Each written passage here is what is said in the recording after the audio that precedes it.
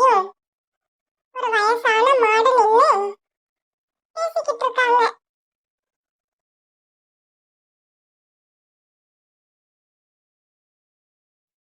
அந்த குதிரை தான் ரொம்ப அழகா இருக்க அப்படிங்கிற கர்வத்துல அந்த வயசான மாட்டுக்கிட்ட தன்னோட பெருமையெல்லாம் சொல்லிக்கிட்டு இருந்துச்சு.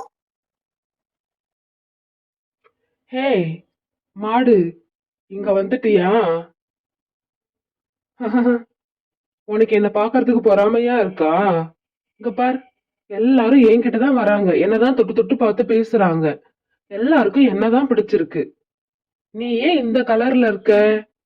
எவ்வளவு குள்ளமா இருக்க பாரு. ஐயோ, நீ இப்படி இருக்கிறதுனாலதான் உன்னை யாருக்குமே பிடிக்கவே இல்லை. மனுஷங்க எல்லாருக்குமே என்ன ரொம்ப பிடிச்சிருக்கு. நான் பார், கயிறெல்லாம் கட்டி வச்சிருக்காங்க எனக்கு. நான் ரொம்ப அழகா இருக்கேன். ஐயோ ஐயோ. இதையெல்லாம் கேட்டுக்கிட்டு இருந்த மாடு எதுவுமே பேசலை. ரொம்ப அமைதியாக அந்த குதிரையை பார்த்து சிரிச்சுக்கிட்டே இருந்துச்சு. இந்த குதிரை தான் பேசுறது மட்டும்தான் கரெக்ட்னு தன்னை பத்தி புகழ்ந்து பெருமையா பேசிக்கிட்டே இருந்துச்சு. அந்த மாடு அமைதியாவே இருந்துச்சு. ஏன்னா அந்த மாட்டுக்கு தான் என்ன நடக்க போகுதுன்னு தெரியுமே. ஆஹா, குதிரை இருக்கு, இவ்வளவு அழகா இருக்கே. எப்படி இவ்வளவு நாள் நம்ம இந்த குதிரைய பார்க்காம இருந்தோம்? இந்த குதிரைய நம்ம அரண்மனைக்கு கூட்டிட்டு போயிட்டு வச்சா நமக்கு எவ்வளவு பெருமையா இருக்கும். நம்ம பசங்க எல்லாம் இந்த குதிரை கூட விளையாடுவாங்க. முதல்ல இதோட ஓனர் கிட்ட பார்த்து பேசணும். அவர் உடனே அந்த குதிரை மேய்க்கிறவங்க கிட்ட போயிட்டு அந்த குதிரைக்கான விலைய கேட்டு அதுக்கான காசு கொடுத்துட்டு அந்த குதிரையை கூட்டிட்டு தன்னோட அரண்மனைக்கு போறாரு. இந்த குதிரையும் ரொம்ப கர்வத்தோட அந்த மாடை பார்த்து சிரிச்சுட்டே போகுது. இந்த குதிரையை கூட்டிட்டு போன உடனே அந்த ராஜா ஒரு கொட்டகையில கட்டி போடுறாரு. இது வரைக்கும் ஃப்ரீயா ஊர் சுத்திக்கிட்டு இருந்த குதிரைக்கு ஒரு இடத்துல கட்டி போட்ட உடனே ரொம்ப வருத்தமாயிடுது. ரொம்ப ஃபீல் பண்ணுது.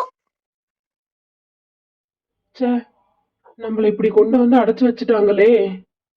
ஐயோ, நம்ம எவ்வளவு ஃப்ரீயா வெளியில சுத்திக்கிட்டு இருந்தோம். இப்போ அந்த மாடு மட்டும் ஜாலியா சுத்திக்கிட்டு இருக்கோம். இஷ்டப்பட்டதை சாப்பிடும்.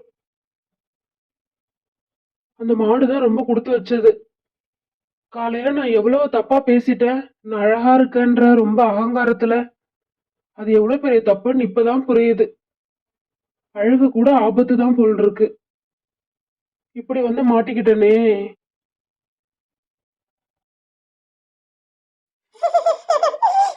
ஐயோ ஐயோ, இவ்வளவு நேரம் பாத்தீங்களாடி? அந்த குதிரை எவ்வளவு ஆணவத்தோட பேசிக்கிட்டு இருந்துச்சு. அது ஆணவத்தினாலே பாத்தியா அந்த ராஜா வந்து கூட்டிட்டு போயிட்டாரு. இதுக்குதான் லைஃப்ல என்ன நடக்கும்னே தெரியாது. யாரையுமே தரக்குறைவா எடை போடக்கூடாது. நடக்கிறதையெல்லாம் பார்த்துக்கிட்டு இருந்த மாடு அதே புன்னகையோட